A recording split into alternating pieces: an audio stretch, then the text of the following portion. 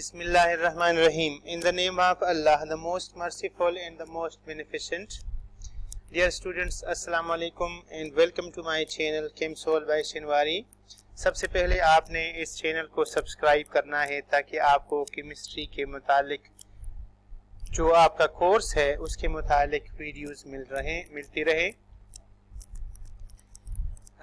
Class 10th. Today we are going to discuss the topic of class 10th. Our topic is the macroscopic characteristics of reactions. Students, आपको पता है कि chemical reaction दो किस्म के होते हैं. एक इर्रिवर्सिबल रिएक्शंस होते हैं और दूसरे रिवर्सिबल रिएक्शन होते हैं. तो जो रिवर्सिबल रिएक्शंस हैं उनके खास कैरेक्टरिस्टिक्स के बारे में आज हमने पढ़ना है.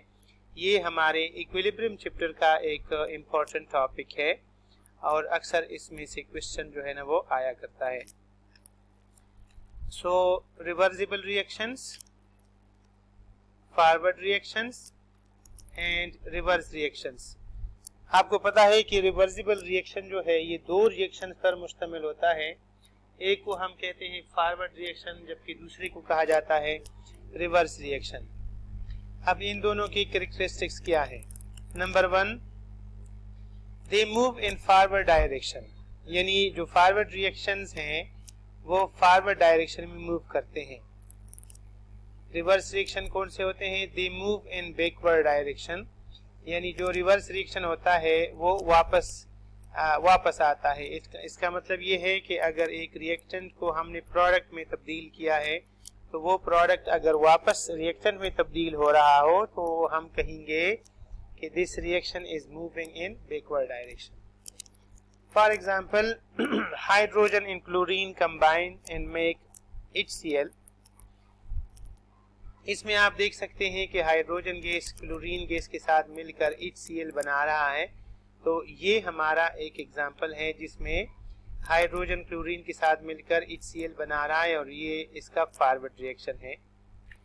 अब इसका हम बैकवर्ड रिएक्शन लिखेंगे तो हम लिखेंगे 2HCl plus is equal to H2 and Cl2, यानी HCl जो है ये डिकम्पोज होता है, इससे हाइड्रोजन गैस और क्लोरीन गैस बनते हैं. तो चूंकि इसमें हमारा रिएक्टेंट जो है वो बन रहा है और हमारा जो प्रोडक्ट है वो डिकम्पोज हो रहा है, इसलिए हम इसको कहेंगे बैकवर्ड डायरेक्शन.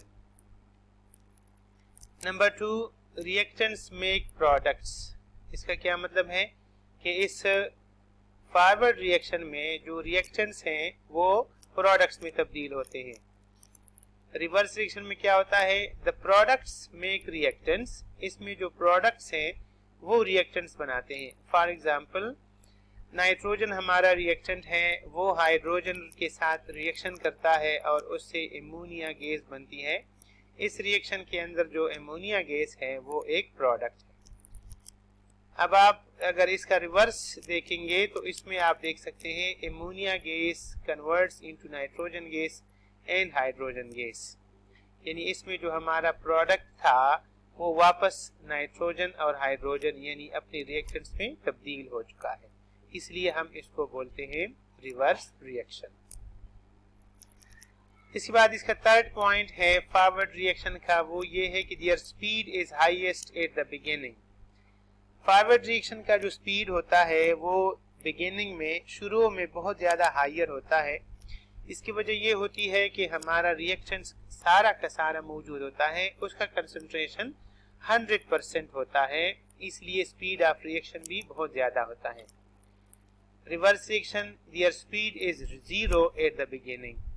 जो रिवर्स रिएक्शन है या बैकवर्ड रिएक्शन है इसका जो स्पीड है वो एट द बिगिनिंग 0 के बराबर होता है. वजह, इसका रीज़न ये है कि प्रोडक्ट्स अभी बना ही नहीं होता.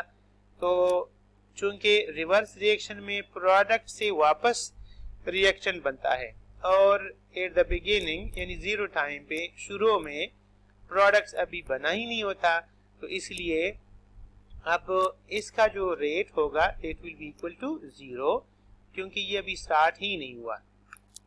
Number 4, they gradually slow down.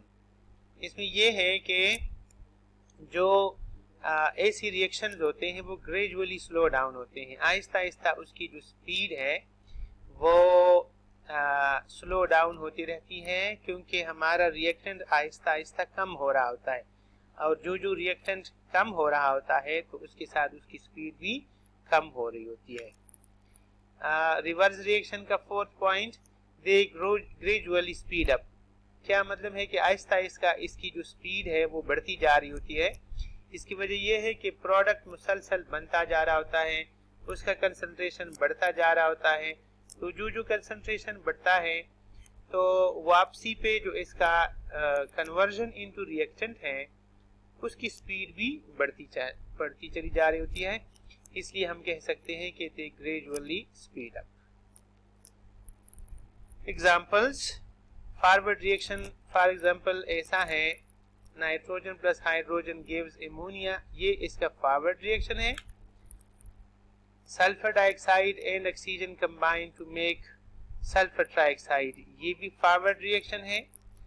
अब ऊपर वाली रिएक्शन का जो बैकवर्ड रिएक्शन है वो ये है, इसमें अमोनिया से वापस हाइड्रोजन गैस और नाइट्रोजन गैस बन रहे हैं। इसी तरह जो नीचे वाला रिएक्शन है इसमें हमारा जो सल्फर ट्राइऑक्साइड प्रोडक्ट है वो वापस सल्फर डाइऑक्साइड और ऑक्सीजन में कन्वर्ट हो रहा है, इसलिए इसका रिवर्स रिएक्शन है। तो कभी कभी पेपर में आता है कि इस रिएक्शन का आप फॉरवर्ड रिएक्शन भी लिख दें और रिवर्स भी लिख दें, तो आपने इस तरीके से लिखना होगा। This is the end of this video. Thanks for watching. Like, share and subscribe for more videos. Stay blessed and stay safe. Thank you very much.